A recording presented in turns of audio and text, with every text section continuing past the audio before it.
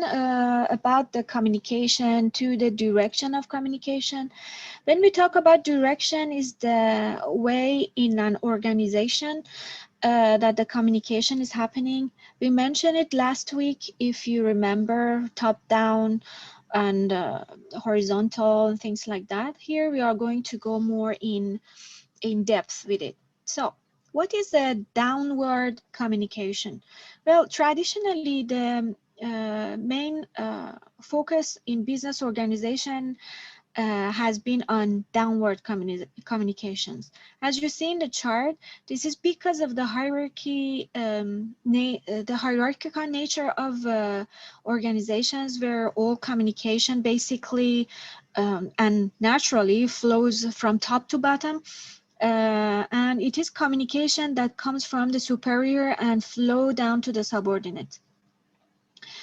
The method of this type of communication actually can be written or oral. The oral communication is mostly through information channels, and the written downward communication takes the form of orders like circulars, policy statements, memos, and procedures, like documents in general. An example here is, for example, a CEO or a general manager issuing instructions or sending letters to various department heads. This can be a kind of a downward communication or top-down communication. The objective of this type of communication is to give a specific direction about a job, also to explain procedures. It can be about praising subordinates of their performance, or it can be explaining, for example, significance of a job given to a subordinate with respect to the organizational goal. There are limitations for this type of communication I would like to mention. One of them is that it often distort and how to say, it actually kind of unclear type of communication. It can be distorted and through a distorted messaging, like the way that they communicate from top to bottom, where the communication is going from one level to another, and how they redefine the meaning of that communication. So any piece of information loses a bit of its accuracy whenever it passes from one person to another. In fact, I think some directions and instruction may not even be understood in this case, and this often affects the accuracy of the information. So when the main receiver in the bottom will receive it, it's very kind of a crux of communication, and it might be like unclear, and some information might be lost. Another issue with this is the loss of information, for sure, and it happens a lot that the information getting lost in huge labyrinth of this bureaucracy system of traditional organizations. And information that is written form is considered safer, but even this is likely to get lost. However, with the email, somehow is better, but we will talk about the digital communication later and how it's different. Another aspect might be the delay. It happens a lot in Thailand, actually, this type of communication, because it's very traditional here, as I mentioned. The downward communication might take a long time to reach to the person that is concerned, and the communication has to go through very different channels before reaching to the bottom level, and this makes downward communication time consuming, and often this delay is in the downward communication frustrate the top managers who have issued the communication, and sometimes they are angry with the downward one, which were not guilty in the process. Another thing that they are of limitations of this kind of communication is the over communication. So it may also be by or even under communication. So this type of communication might be uh, changed, add more information to it or less information by inadvertently the people that are intervening, sorry, the superiors. So each level management, they might add or remove some information, as we mentioned.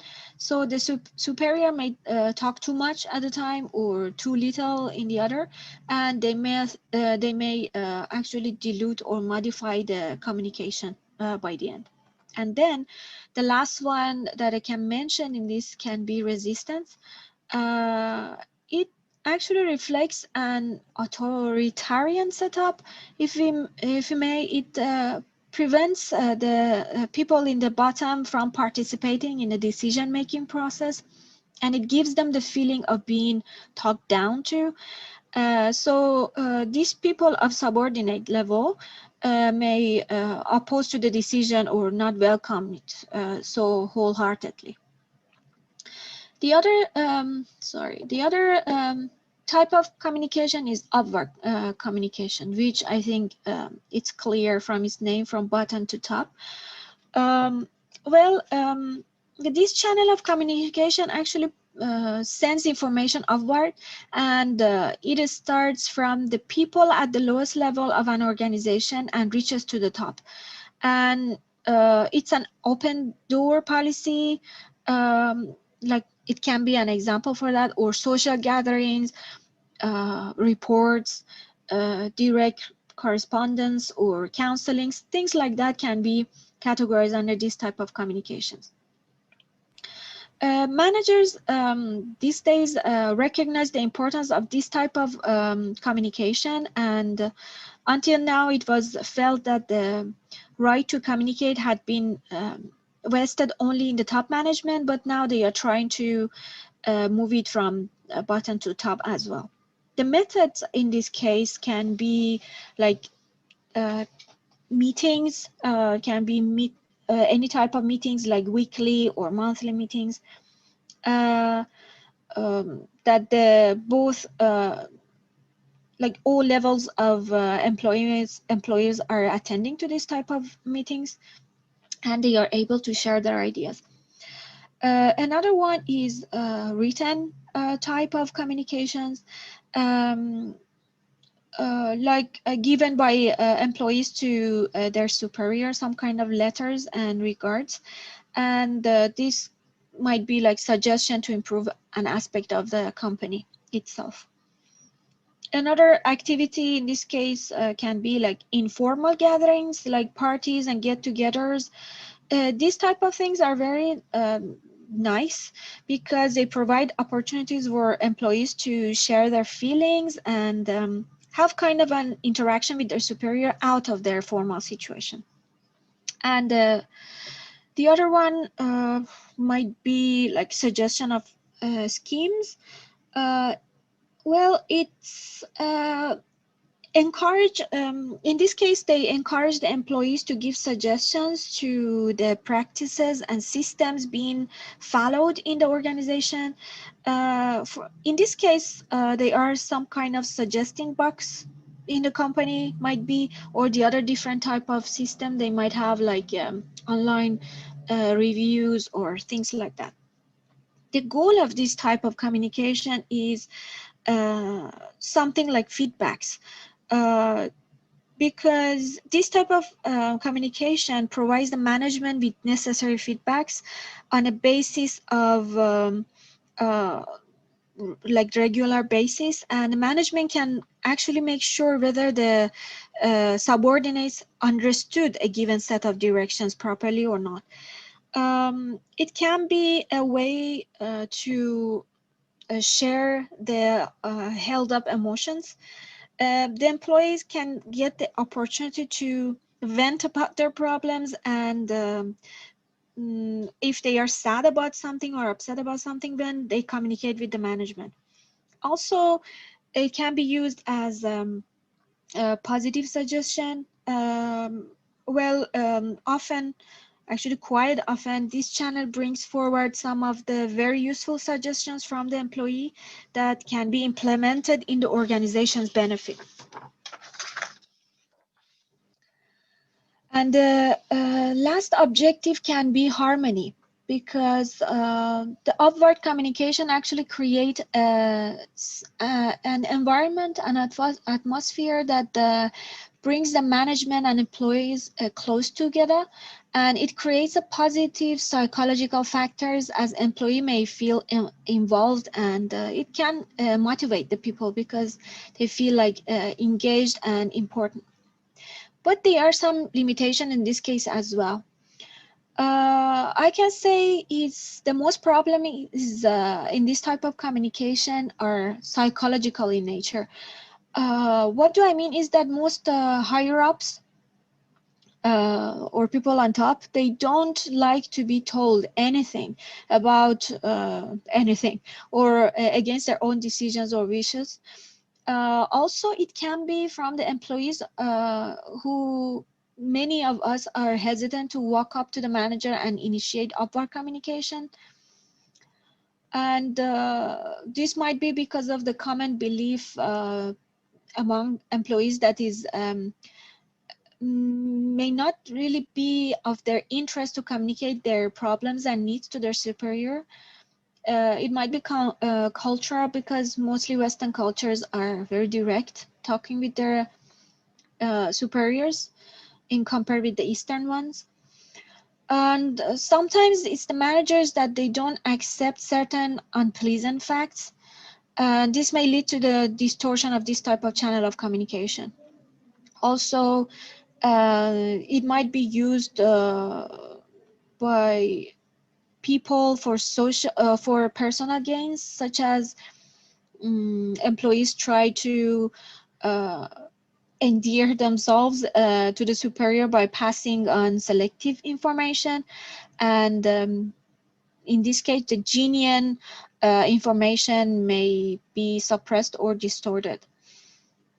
Or another case might be that the subordinate might become too bold and directly approach to the top authority with their complaints, and it can be harmful as the relationship between the workers and their immediate superiors might be kind of stormy in this case. Well, another type of communication is horizontal communication, which is becoming very popular these days. This kind of communication happens between departments or people on the same level in an organization. And when I say become popular, I mean this type of communication is becoming a way that they want to put everybody in the same level, then they remove the hierarchy. And in general, the horizontal communication is talking about different people in different departments to be able to communicate. There are face-to-face discussions, for example, talks through phone or meetings, memos. They are the ways that they can be type of this communication. And it's very important for um, any organization that want to function smoothly to promote understanding and coordination between different departments. Um, well, the negative situation in this situation might be when there's a lack of proper horizontal communication. For example, if the production and the marketing department must interact with each other because marketing tactics and production planning go hand in hand, and there is no communication between them, what will happen? The objective of this type of communication can be creating a friendly environment in the organization, and actually cut across the departmental barriers, and to make sure you receive quick feedbacks. However, there are limitations to everything. For this communication, it might result in gossips, company gossips, and it can be used for rumors and spreading false information, which is not a good thing. Also, good ideas may get suppressed because such communications often comes without authority or sanction for implementation. So one idea might be benefit more than the other, and also it can be effective only and if there is a proper coordination between the departments. The last one is diagonal communications. The diagonal communication is, we call it crosswise as well. It actually focuses on a horizontal flow of information as well as in interactions between different level of organization hierarchy. Communication in this case flows across different levels in an organization between people who may not have a direct reporting relationship. Also, it can be used to speed up the flow of information. It makes effective effort to achieving organizational goals, and a great deal of communication in this case does not follow the organizational hierarchy, but it can cut across well-drawn lines, and it can break the barriers actually. So channels of such communication are general notice or informal meetings, formal conferences, lunch hour meetings, and so on. So in general, the goal of this type of communication is to help in proper coordination, to communicate effectively, whether it's laterally, horizontally, or diagonal, and to improve mutual understanding and boost the morale of the lower level staff through interaction and communication across all level of the organization. However, unfortunately, this one has limitation as well. One of these might be the fear of encroachment in this type of communication. It means the superior may feel bad when their subordinates are given importance, and they even end up feeling bypassed. Also, another limitation might be that the superiors may resist suggestions just because these have come from subordinates, and these come out of some kind of a subconscious feeling, I think, of having not been part of the things that were going on. And another thing I wanted to mention is that it may lead to a network that is extremely complex, as you see in the chart. So an absence of accepted procedure may actually result in internal chaos, and it can become connected to the external displeasure as well. So apart from this, I would like to mention the one I was talking about the horizontal. These days, they are trying to remove the hierarchy of in organizations, in any type of organization, and this way they want to put all the levels together without any